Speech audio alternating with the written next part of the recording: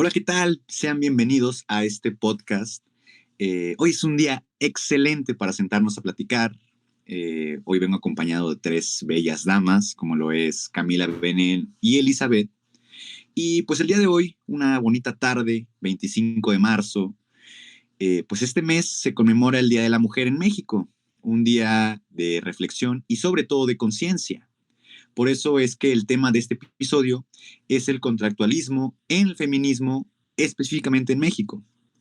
Para comenzar, pues no quisiéramos dar palabras al aire, ¿verdad? Así que para dar un poquito de contexto, me gustaría que Belén nos empezara a contar un poquito sobre el contractualismo. ¿Qué es y qué podemos entender por el contractualismo? Gracias, Lalo, y un gusto estar con ustedes hoy. Primero que nada, debemos tener en cuenta que el contractualismo es una corriente filosófica y política. Nos centramos en específico en el origen de la sociedad y el Estado, como un contrato entre humanos. Pero bueno, para dar un completo, podemos entender al feminismo como un movimiento político y social, una teoría política y una perspectiva filosófica que postula el principio de igualdad de derechos de la mujer y el hombre. Según la RAE, es una doctrina social favorable a la mujer, a quien concede capacidad y derechos reservados antes a los hombres. También un movimiento que exige para las mujeres iguales derechos que para los hombres. Bueno, un gusto estar aquí, yo soy Elizabeth, y para adentrarnos un poco más en el tema, hemos decidido enfocarnos en tres autores, Rousseau, Hobbes y Locke, teniendo en cuenta que son representantes del contractualismo, o sea que los tres tienen ideas sobre el ser humano en la sociedad, su desarrollo en ella y el porqué de su comportamiento. Así es, y bueno, regresando conmigo, quisiera comenzar con Rousseau. ¿Qué es lo que pensaba Rousseau? ¿Qué nos dice y cómo podemos relacionarlo con el feminismo? Pues bien, parte básicamente sus ideas de que el hombre es considerado bueno y cae en el mal que conlleva la vida social, el cómo busca mejorar la sociedad, pero que de alguna forma no renuncia a ella. Y claro, es que este filósofo nos menciona el estado de la naturaleza, que hace referencia a que los hombres son buenos, compasivos, libres e iguales, hasta que la sociedad genera desigualdades e injusticias, enfatizando en lo moral y la política. Pero, por otro lado, los grupos sociales llevan a la envidia, al deseo del poder y a la diferencia entre los individuos. De hecho, nos habla del origen del todo mal, pues se es egoísta cuando el hombre le da más importancia al tener que al ser. Él creía que cada persona tiene derecho a imponer la voluntad propia, siendo imposible tratar de deshacerse de la sociedad que el hombre ha creado. Y entonces de esta manera tenemos una sociedad de la que no podemos prescindir. Rousseau tuvo la necesidad entonces de escribir el contrato social, en el que planteaba edificar la sociedad civil garantizando la libertad y la igualdad de los individuos. Y hasta aquí todo suena muy bien, ¿no? Sin embargo, podemos ver un detalle, y es que todo está escrito para los hombres, como la mayoría de lo escrito anteriormente y que recae actualmente en que las mujeres desaparecemos de muchos ámbitos de la vida a pesar de que estamos presentes sin ser consideradas merecedoras de esa libertad e igualdad de derechos. El contrato está basado en dos conceptos, el de derechos y el de deberes, para establecer una forma de sociedad donde se garantice el bien común, como un compromiso libre entre individuos de someterse a las leyes que garanticen el bien común y expresan la voluntad general. Entonces, la mujer tiene la responsabilidad de cumplir con sus deberes que básicamente vienen a ser el hogar, la familia y la reproducción, en donde pareciera que las mujeres vienen a ser parte de la sociedad solo como propiedad privada de los hombres, ya que solo así se les podría otorgar la seguridad entre comillas y dejamos la libertad como un atributo únicamente masculino. Puedo observar que a través del tiempo esto claro que ha cambiado, sin embargo aún resulta revolucionario el que las mujeres nos salgamos del rol impuesto. El contrato social le abre paso a la democracia, de tal modo que todos los miembros reconocen la autoridad de la razón para unirse por una ley común en un mismo cuerpo político, ya que la ley que obedecen nace de ellos mismos.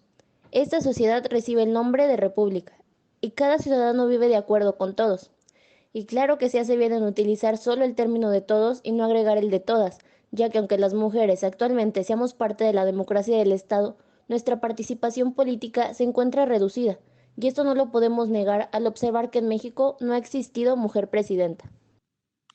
Y así es. Si empezamos a hablar un poquito más sobre el Estado, este autor, Rousseau específicamente, nos menciona conceptos como que se goza de soberanía popular, que realmente el soberano es el pueblo, y así también como la democracia directa y personal, como un derecho y un deber irrenunciable. Y retomando las definiciones que nos diste, Cami, sobre el feminismo, yo quisiera mencionar que desde mi perspectiva, creo que Rousseau no sería precisamente un partidario de un movimiento hecho por mujeres diferentes a las que él denominaba ideales.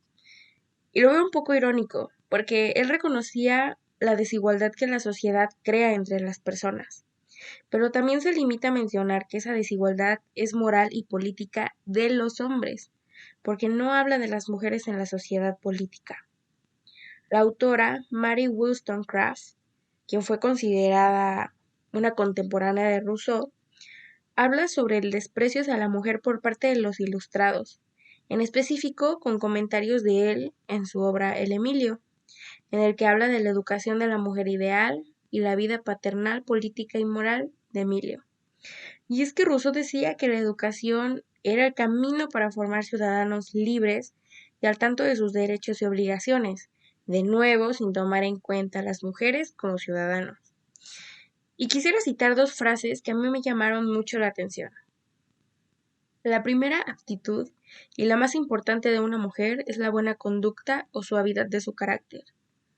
Cuando dejes de ser la amante de Emilio, seguirás siendo su esposa y su amiga, porque serás la madre de sus hijos.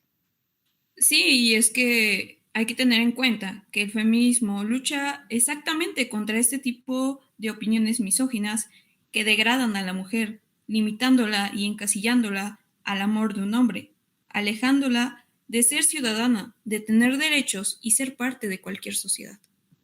Estoy completamente de acuerdo contigo. Y la verdad creo que no merece que le demos más protagonismo a Rousseau. Me gustaría introducir así también a Hobbes y retomando un poquito lo del contrato social, ya que Hobbes enuncia el pacto social de tal manera como si cada hombre dijera, yo autorizo y transfiero mi derecho a gobernarme a este hombre. O, bajo esta condición, que tú transfieres tu derecho a él y autorizas todas sus acciones de la misma manera. A ver, Hobbes también plantea que para que los hombres puedan vivir juntos sin caer en la anarquía y la guerra, es necesario un Estado fuerte y autoritario para que pues establezca una relación de soberanos y súbditos, ¿no? Esto surge básicamente por una visión pesimista del hombre, porque él considera que cada uno tiene que ceder su agresividad, ¿no? Ponerla debajo de este soberano para que controle esta agresividad y así también se cree esta autoridad absoluta que vaya, dará el orden total a la vida y todo color de rosa, ¿no? Algo bien importante son la razón y las pasiones dentro de un paso súper trascendente del estado de la naturaleza tal cual al estado social, ya que la razón, por su parte, permite la posibilidad de imaginar pues un mundo diferente donde exista una fuerza común que concentre el poder e impida básicamente que los hombres se maten unos a otros. Mientras pues que la pasión aporta el miedo a la muerte y así también el deseo de un mundo diferente. Además, Hobbes habla del pacto de unión, que bueno, la voluntad racional de salir del estado de naturaleza forma la necesidad de construir un poder unificado, constituyendo este pacto, por la necesidad de un poder común que garantice la paz, por lo cual se debe entregar el poder efectivo de cada uno. Este pacto es irreversible, porque el individuo se encuentra sujeto a la voluntad del soberano. También es multilateral, en donde cada hombre reconoce como soberano a un tercero con igual autoridad. Es irrevocable, ilimitado y absoluto. Es un acuerdo entre todos reconociendo la autoridad de un tercero. Hobbes no acepta la clasificación de Aristóteles de las distintas formas de gobierno, porque él niega que existan formas malas y buenas de gobernarse. Lo ve solo como un juicio de valor subjetivo. Lo esencial para Hobbes es que el poder esté concentrado independientemente de en quién lo esté. Tampoco acepta la división de poderes ni la existencia de partidos políticos, porque no considera que dentro del poder absoluto exista alguna división. Podemos seguir la línea del Estado absolutista. Hobbes establece la igualdad entre hombres y mujeres. No habla concretamente de la inferioridad de estas, pues considera a los hombres iguales por naturaleza, donde cada uno tiene derecho natural a hacer cuanto desee. Su derecho se mide por su poder. No considera que el varón sea el sexo más excelente. Señala que no siempre existe una diferencia de fuerza y prudencia entre ambos. En relación al poder, sí señala su preferencia a un gobierno masculino. Y hasta aquí podemos decir que suena prudente. Sin embargo, Hobbes presenta que las mujeres son físicamente inferiores, por lo que ellas se encuentran en una desventaja con respecto a los hombres. Las mujeres en la organización del Estado tienen como función ser las reproductoras de los ciudadanos. El cuerpo femenino determina su exclusión de poder. Las mujeres se adhieren al contrato por medio del matrimonio y cumplen su función de reproductoras para el Estado en el espacio privado de la familia, pues su condición biológica determina su rol en la sociedad. Esto nos deja pensando acerca de cómo realmente veía a las mujeres y qué pensaría acerca de estas de manera individual, sin ser reproductoras ni esposas. También me hace reflexionar sobre la igualdad de la que éste hablaba, siendo esta en el sentido en que los hombres podían hacer cualquier cosa que las mujeres por rol les correspondía y hasta éstas poder hacerlo mejor. Sin embargo, en el ámbito de lo correspondiente a los hombres era exclusivo para estos y eran mejores sin duda. ¿Qué pensaría entonces del movimiento actual feminista? Sí, y es que nos podríamos pasar horas hablando de Hobbes, pero me gustaría introducirlos a Locke, que él al principio parece que le da un lugar a la mujer dentro de la sociedad, defendiendo la igualdad entre todas las personas. No obstante, también las considera más débiles y por ello no deben tener una función dentro del gobierno. Claramente que influye la época en la que se desarrolló, pero con lo anterior nos imaginamos que para él no sería correcto que las mujeres voten. Bueno, siendo realistas, nadie, debido a su propuesta de un Estado absolutista. Además, se menciona que el Estado puede ejercer la violencia y hacer lo que quiera. Así que no estaría inconforme con someter a las mujeres por protestar en las calles, pues atentarían contra la supuesta seguridad. Por otra parte, una característica importante de este movimiento es que se respeten los derechos reproductivos y sexuales. Es decir, que la mujer decida si quiere o no tener relaciones. Y también la libre decisión de tener hijos o no. Así que, viéndolo desde la perspectiva del filósofo, no podría ser posible el respeto a estos derechos. Para él no existirían, pues su única función es procrear. Si dejan de hacerlo, serían inútiles ante la sociedad. Claramente estaría en contra del aborto, porque se necesita la concepción de más hombres para poder tener un buen gobierno. No podríamos afirmar que Locke era feminista. Podríamos suponer que el pensamiento de Locke, especialmente tal como lo expresa en su obra Los dos tratados sobre el gobierno, pues fueron importantes peldaños en el largo camino hacia la igualdad de género. Muchos de los puntos de vista de Locke hoy en día sobre las mujeres pues se podrían considerar bastante problemáticos, así como también pues degradantes para las mujeres. Pero a ver, según los estándares de su tiempo, Locke rompió con muchas de las valoraciones dominantes de las mujeres en favor pues de una visión progresista, si lo queremos ver así. Por esta razón, considero que podríamos identificar a Locke como uno de los primeros críticos del patriarcado en la tradición occidental. Parte de un argumento que el resorte principal de la autoridad política pues es el consentimiento, ¿no? Como bien menciona Belén, pues creía que las mujeres eran capaces de razonar, así como también defendía el derecho de todas las personas a la propiedad de su cuerpo. Nadie tiene el derecho para ejercerlo sobre el de otro, más que tú mismo. Y es que las mujeres, al igual que los hombres, definitivamente tienen derecho a la propiedad. Pero Locke solo se refiere a la propiedad de las esposas, ya que sostiene que las mujeres, pues sí, son racionales, y que las madres comparten con los padres la patria potestad de sus hijos. El matrimonio es un contrato voluntario para ambas partes, con términos pues, más o menos negociables para cada uno, y que el matrimonio también puede ser disuelto por cualquiera de los dos. Este avance en el papel de las mujeres fue afirmado por Locke al interactuar con las principales intelectuales de su época, como Damaris Machand, una protofeminista y defensora de la educación de las mujeres.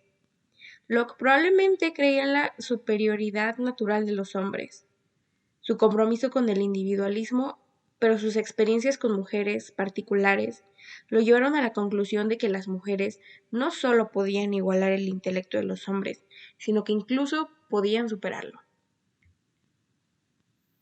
Claro, y me gustaría agregar que no catalogamos a Locke como feminista, pero por otro lado, John Locke estaría a favor de las manifestaciones, pero condenaría el daño a la propiedad privada, defendería la autonomía de las mujeres en las decisiones de su propio cuerpo y el derecho a sentirse seguras.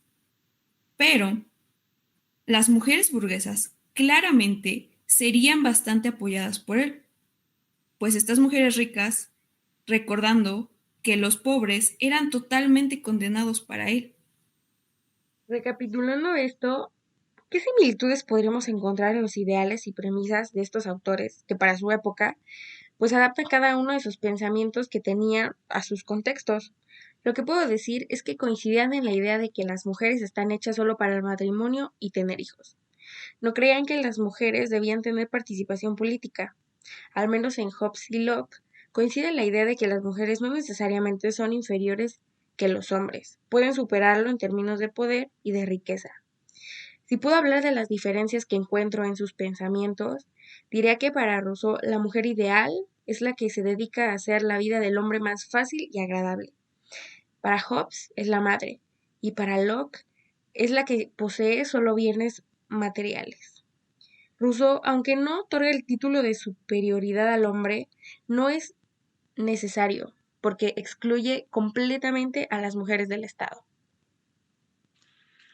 Podemos finalizar con diciendo que el contrato no nos beneficia, tal vez porque no estábamos dentro de este ni los derechos estaban destinados para nosotras.